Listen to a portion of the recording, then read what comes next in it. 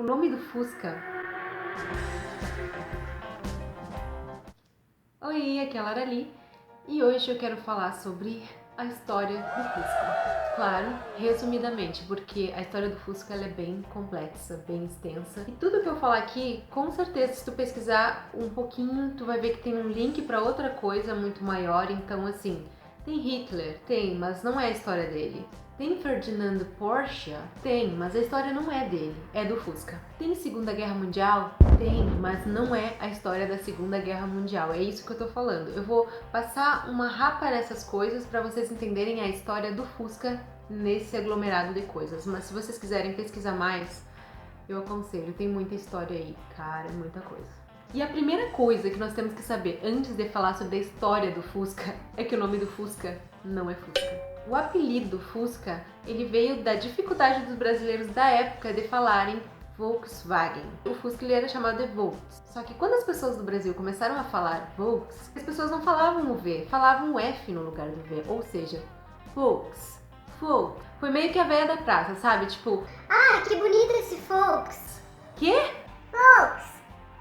Fuca, legal, Fuca. Volks se tornou Volks e agora é Fusca.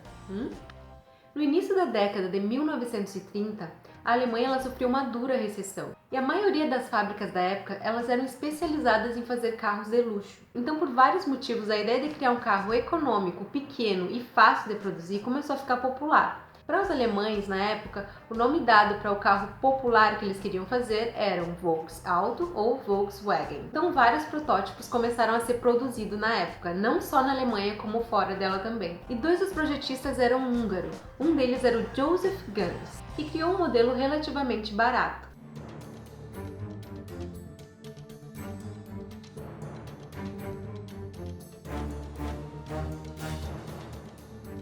Também teve a obra do engenheiro austríaco Hans Lendwinkel, que eram os aerodinâmicos Stratas, muito bonitos e muito usados na Tchecoslováquia. E o detalhe é que Hitler já estava de olho nesses carrinhos. E na época em que ele foi preso, ele já era bem fissurado em carros, tanto que parece que ele leu até o livro do Ford na época da prisão.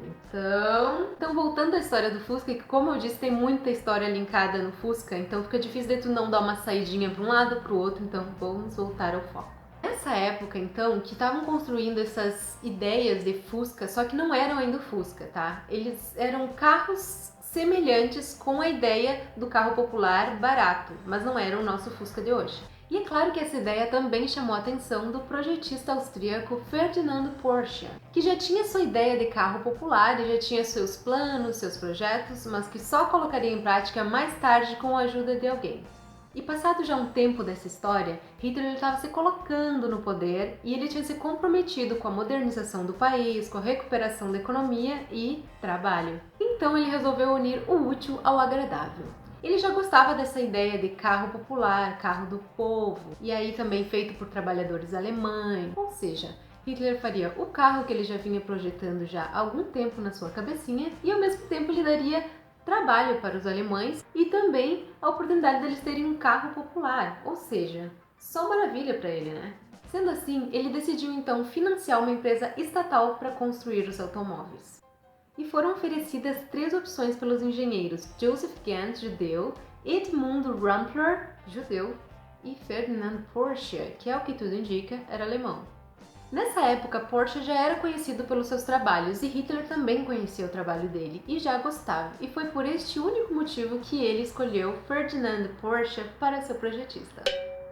A grande verdade é que 2 dos projetistas serem judeus também não agradou muito Hitler, e também Ferdinand Porsche era conhecido de um amigo do Hitler, o que também facilitou essa conversa, né? Por volta de 1933, Jacob, que já era amigo do Porsche e também amigo do Hitler, não era só amigo do Hitler, ele era assessor de assuntos automotivos do Hitler. Então ele acabou intermediando essa conversa entre os dois, e nesse encontro Hitler se mostrou 2 passos à frente de todo mundo. Por quê? Ele já tinha pesquisado toda a história de Porsche e ele já chegou com as exigências do tal carro do povo. Porsche chegou lá com sua humilde planilha do que era o carro do povo para ele, e Hitler chegou e fez assim: eu quero assim. Tá dentro ou tá fora? E as exigências eram O carro deve carregar 2 adultos e 3 crianças, que na época era mais ou menos uma família alemã. Deveria alcançar e manter a velocidade de até 100 km por hora. O consumo de combustível, mesmo com as exigências dos 100 km e o tanto de gente em cima do carro, não deveria ser menor que 13 km litro. E na época isso tinha um propósito, porque era pouca disponibilidade de gasolina. O motor que executasse essas tarefas deveriam ser refrigerados a ar, pois muitos alemães não possuíam garagem com aquecimento. E se possível, não é nada, a diesel e na dianteira. O carro deveria ser capaz de carregar 3 soldados e uma metralhadora. Ou seja, o pensamento dele não era só para o carro do povo. E o preço deveria ser menor que 1000 marcos imperiais. Apesar de Porsche estar apertando para fazer este carro, afinal, na época, fazer um carro como o Fusca era quase uma utopia. Então Porsche ficou um pouco temeroso, afinal ele não queria desapontar Hitler. Wehrling, que era amigo dos dois, acabou convencendo Porsche a aceitar 20 mil marcos por mês para entrar nesse projeto e tentar construir o Fusca. Em 22 de junho de 1934, o contrato foi assinado. Cara, dá pra acreditar que o Fusca foi o primeiro carro fabricado na empresa alemã Volkswagen. O Volkswagen? É complicado esse nominho, né?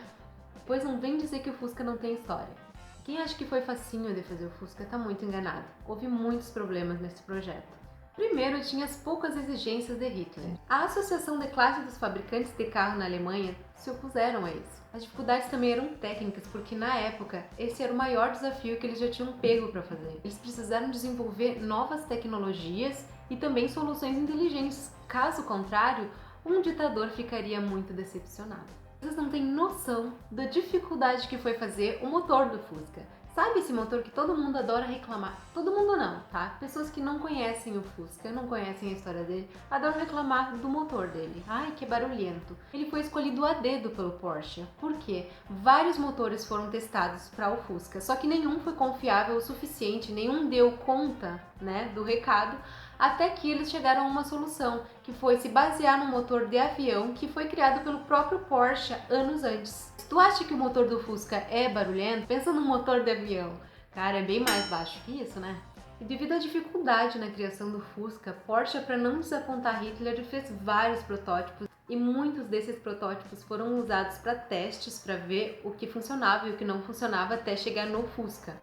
Ou seja, até chegar no carro que nós conhecemos, houve mais ou menos uns 40 protótipos e muitos testes para ver o que funcionava e o que não funcionava. E no final do projeto, Hitler, por ser um cara um pouco arrogante, não, aquela imagem que ele preservava de autoridade, que não errava, enfim, ele pediu para destruir todos os protótipos que existiram, para não dar aquela ideia publicamente de que eles passaram muito trabalho até chegar no Fusca, entendeu? Para parecer que o Fusca não foi tão difícil de ser feito assim, mas foi.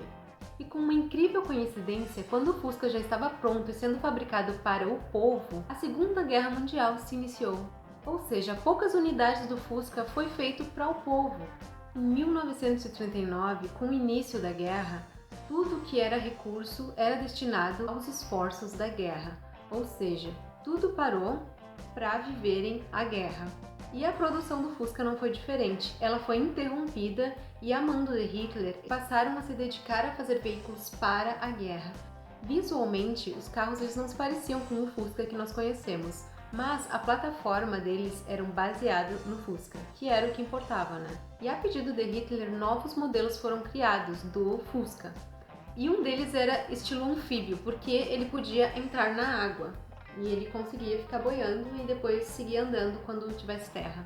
Após a guerra, a Alemanha ela foi dividida em zonas e ficaram no controle dos aliados. E a zona que ficava a fábrica da Volkswagen, viu? Até eu falo fogo. Putz, grila.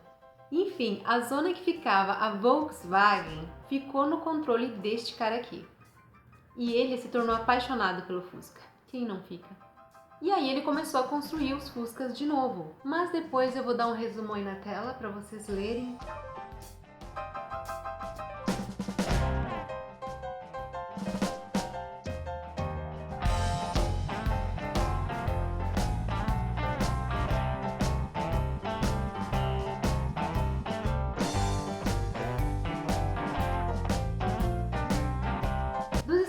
vez foi pro mundo, né? Geralmente é como funciona. Ele voltou a ser produzido no Brasil em 93, a pedido do Itamar Franco, senhor ex-presidente Itamar Franco, só que ele foi interrompido em 96. E o sucessor do Fusca das antigas é o New Beetle, que foi feito nos Estados Unidos, que voltou a ser feito e foi sucesso de vendas. Eu tinha uma colega, ex-colega, que tinha esse carro. Era um preto e o carro era lindo mesmo, sabe? Diz ela que pagou 50 mil na época, há uns 4 anos atrás. O carro é lindo. Uma coisa que diferencia ele bastante do meu Fusca é que o meu Fusca eu preciso fazer isso aqui para dobrar. Ela só fazia isso aqui.